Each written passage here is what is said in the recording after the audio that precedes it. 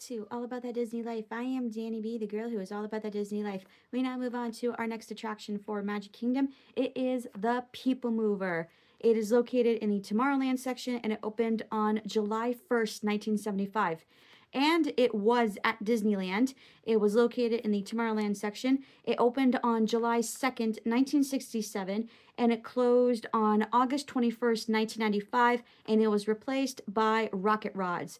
So let us move on to the facts all about the People Mover. Starting off with the ride experience. The attraction has a single station, which resides in the center of Rocket Tower Plaza and beneath the Astro Orbiter. Passing the queue, passengers step onto the speed ramp to the second level. They then step onto a moving platform, which matches the speed of the People Mover trains, and board before they depart the station. Leaving the Rocket Tower Plaza station, the trains make a sharp left turn followed by a sweeping turn over the plaza. The train then makes a right-hand turn, running along the outside of the Northern Show building and above the former queue for Stitch's Great Escape, and passing by the Tomorrowland main entrance at Central Plaza. The track enters a tunnel through the Northern Show building and passes a large diorama containing a portion of the Progress City / Epcot model, which originally resided in the upper level of the Carousel of Progress at the New York World's Fair of 1964 to 1965 and at Disneyland starting in 1967 to 1973, before encountering a diorama of two robots and crossing the Star Trader's shop. Leaving the Northern Show building, the ride passes over the walkway to Fantasyland, the Tomorrowland Speedway, and access to the Tron Light Cycle Power Run. Afterwards, the ride crosses the Walt Disney World railroad tracks and passes through a switch, which leads to the ride's storage and maintenance bays as they make a right turn to enter Space Mountain. Inside Space Mountain, the trains then make a left turn and pass in between the lift hills of the roller coaster tracks. The vehicles then pass two lighted signs reading Starport 75, before open space to the left allows a view down into the post-show dioramas. After the view of the post-show, the track makes a right turn wrapping around the Omega Tracks loading station and travels along the back side of the building, which is in complete pitch black darkness. It is possible to look up and see the projections from the ride and the tracks. The trains make a sharp S turn to merge with the storage track and run along the outside of the building perimeter to return to the railroad bridge. The Space Mountain segment of the People Mover has gained heavy notoriety among park guests for offering the only accessible view of Space Mountain when the interior work lights are on. Because the two attractions have separate operating systems, the People Mover does not have to stop during Space Mountain breakdowns. So guests riding the People Mover when the work lights are on get a rare illuminated look at the roller coaster tracks. After crossing the railroad tracks again, the trains backtrack to a point above the Tomorrowland Speedway before turning south. After passing over Space Mountain's entrance plaza, the former Skyway Terminal, and the restrooms, the track travels along the exterior of Walt Disney's Carousel of Progress before crossing over the former Galaxy Palace Theater entrance and entering the South Show building. Entering the building, guests pass a diorama of a futuristic salon and then get a view down into Buzz Lightyear's Space Ranger spin, similar to the one given of Star Traders. Exiting the tunnel, the ride travels along the side of the South Show building and passing by Main Street USA, the Tomorrowland sign entrance, and the Cinderella Castle again, and above the queue line for Monsters, Inc. Laugh Floor, and the queue line for Buzz Lightyear's Space Ranger spin. The ride then returns to Rocket Tower Plaza, where guests disembark and unload. So let's talk about the history of the People Mover, starting with the first version, the Wedway People Mover, which was in operation from 1975 until 1994. The Wedway People Mover opened on July 1st, 1975, based on the People Mover attraction at Disneyland in California. WED is for Walter Elias Disney. Because the system did not utilize the rotating Goodyear tires used as propulsion in the initial version of the transportation mode, instead relying on linear induction motors, Goodyear was not involved in the East Coast version. The Edison Electric Institute was the original institutional patron of the attraction. Instead of an open track with covered cars, as designed for Disneyland, the trains were built as open-air cars that traveled under a permanent roof over the guideway. The engineering and design of the track itself were also reworked. While Disneyland's version regularly changed elevation, especially during the outdoor portions, the version for Walt Disney World was designed to remain at the same elevation from start to finish. The original narration was provided by longtime Disney announcer Jack Wagner. In June of 1985, his narration was replaced by the voice of Orc 1, the computer voice by actor Ronnie Shell, which was used until June 11th, 1994, when the attraction received a makeover for the new Tomorrowland. At that time, the Wedway People Mover passed through the attractions that occupied Tomorrowland during that time, including Mission to Mars, If You Had Wings, and others. Originally, the tunnel through the South Show building had 3 windows, 1 and 2 on the train's right, 3 to the train's left. This building first housed If You Had Wings, and the windows were carefully placed to look down into the Mexico, Jamaica, and Trinidad show scenes in such a way as to hide all projectors, lights, and other show support equipment. When If You Had Wings was closed in January of 1989 and remodeled into Delta Dream Flight, the windows no longer lined up correctly with show scenes. The first window was replaced with backlit panels depicting the ride's Barnstormer scene. Window 2 looked into the Parisian excursion scene from a viewpoint which heavily distorted the tableau's forced perspective.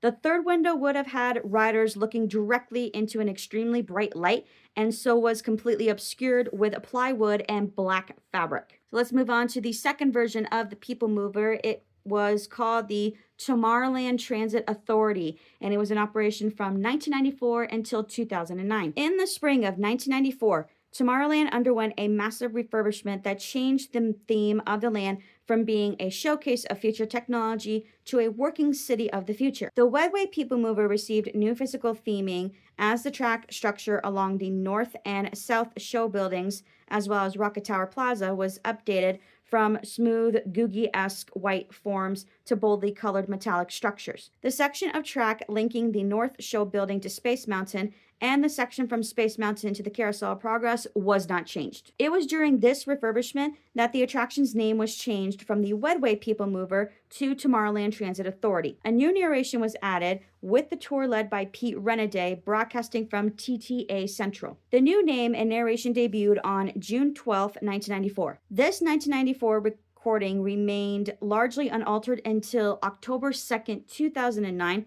which came shortly after the ride had reopened following a 5-month down period during the refurbishment of Space Mountain. The TTA's backstory in the 1994 to 2009 version of the ride referred to the Transit Authority's 3 different lines: the blue line, the red line, and the green line. The blue line, which constitutes the actual ride, was Tomorrowland's intra-city elevated train system. The red line took riders off-planet to other destinations in the galaxy, while the green line provided local transportation to Tomorrowland's hoverburbs. There was a diorama of a hub station where all 3 lines intersect, located on the 2nd floor of the North Show building. Other services provided by the Transit Authority were alluded to in the ride's narration. So the changes that were made in the 1994 narration over its 15 years of use included the following: the replacement of the narration for the South Show building in 1996 when Delta Dream Flight became Take Flight.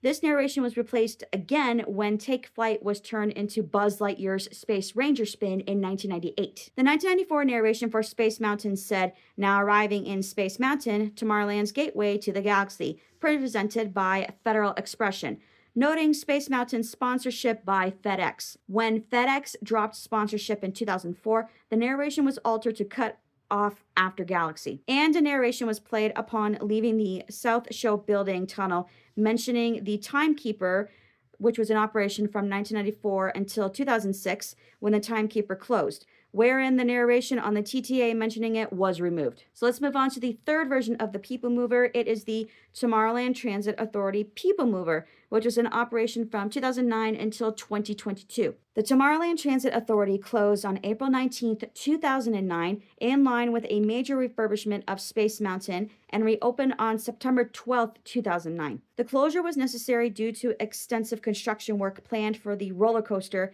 and the inherent safety risks, such as activity, would pose to transit authority riders. During the refurbishment, the Beamway was enhanced with new multicolored LED lighting that moves in time with the music being played in Tomorrowland. Other enhancements included freshly repainted trackway and infrastructure, as well as new speakers for the ride audio system. On October 2nd, 2009, the ride received a new narration featuring the voice of Mike Purcell, with safety spiels provided by B.J. Ward, who provided the main narration for Disneyland's People Mover from 1982 until 1995. The new narration is similar to the original Wedway People Mover narration and includes segments introducing all attractions in Tomorrowland, including attractions that had opened after the last update to the narration, such as Buzz Lightyear's Space Ranger Spin and Monsters, Inc. Laugh Floor. The narration also includes brief audio clips from characters represented by the various attractions.